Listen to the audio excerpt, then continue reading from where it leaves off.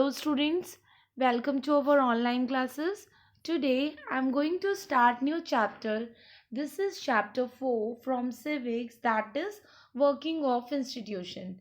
In this chapter we will discuss about how institutions are helpful to regulate the government, how the institutions make an arrangement for the regulation of government, for the formation of laws, how three branches of government, which are legislature, executive and judiciary, works. So let's start with the major areas of this chapter. So in this chapter we will discuss about different topics. First we will discuss about office memorandum. So what is office memorandum? Mandal Commission, who are decision makers, and Mandal Commission, the Mandal Commission, opposition of Mandal Commission, what is the need of political institution, and why do we need a parliament, in which we will discuss about the two houses of parliament. The two houses are Rajya Sabha and Lok Sabha, the functions of parliament, and what is the difference between political executive and permanent executive, in which uh, political and permanent executive, and also we will discuss about prime minister and president, and in judiciary we will discuss about supreme court and high court. So let's start today's module with the introduction of office memorandum. What is office memorandum?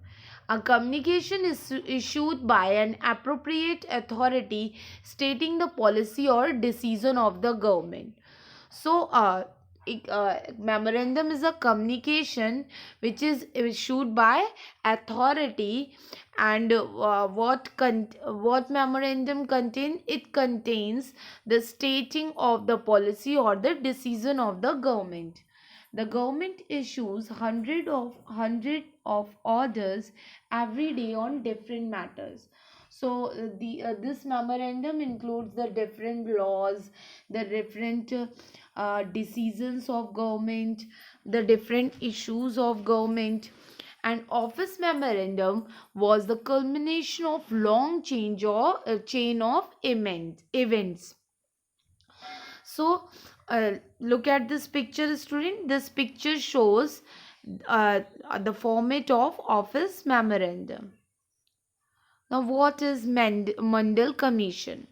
The government of India had appointed the commission, Backward Classes Commission, in 1979. It was headed by B.P. Mandal. So it is popularized as the Mandal Commission. So Mandal Commission was headed by B.P. Mandal. That is why it is known as Mandal Commission. Mandal Commission, it was asked to determine the criteria to identify the social and educationally backward classes in India and recommended steps to be taken for their advancement. So students, Mandal Commission was made to identify the socially and economic educationally backward classes, and this recommended steps taken for their development. And this commission gave its report in 1980 and made many recommendations. One of these was 27% of government jobs be reserved for the socially economically backward classes. So Mandal Commission was basically headed by BP Mandal, and this is for the criteria to identify socially and educationally backward classes and for their development. And one of the recommendation of Mandal Commission was the 27% of government job be reserved for the socially and economically backward classes.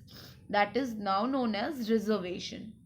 The benefit of job reservation extend from third category called SEBC introduced. These reports and recommendations were discussed by Parliament. Many parliaments kept demanding for the implementation of demands. In 1989, Lok Sabha election, the Janata Dal party promised that if they will get a chance to form the government, they would implement the demands. So Janata Dal formed the government and its leader VP Singh became the prime minister and took different measures for the implement of this commission report, and finally it was implemented on 13 April 1990 as official memorandum. So this is how the Mandal Commission was changed into a law which is basically implemented by people of India as a official memorandum. Now, what is the how people oppose and what is the reaction of Mandal Commission? It was the most hotly debated issues in the country. The newspapers, magazines were full of different views and opinions related with this issue. This Mandal Commission led protests, counter protests, and some have become violent. And it has also affected the thousands of job opportunities. Some felt that because of this, the inequality, the reservation is very important. Through this, those communities can reach at the top of the society. Others felt that it would be make inequality in opportunity. So backward classes taken as a good opportunity, but the non-reserved people will felt that there will be a inequality in opportunity. They would be denied jobs even though they could be more qualified. So this is how people oppose this commission. Who are the decision makers? So decisions are made by the government. President of India is the head of states and all decisions are taken in his name. Prime Minister, which is the head of government and actually exercises government power. So decisions are taken in a cabinet meeting.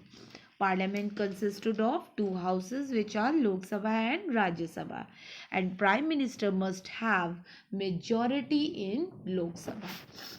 So these are the decision makers. So what is the meaning of political institution? In India, the political institutions are arranging and carrying all the tasks of the country. So political institutions are carrying all the tasks of the country. In modern democracy, these arrangements are known as institutions. Working with institutions are not easy. Why? Because it has lots of rules and regulations. This can bind the hands of the leaders. Institution involves meeting, committees, routines, and this often lead to delay and complications. Some of the delays and complications are very useful. They provide an opportunity for a wider set of people to be consulted in any decision. So this is how the political institution works. This is all for today's class.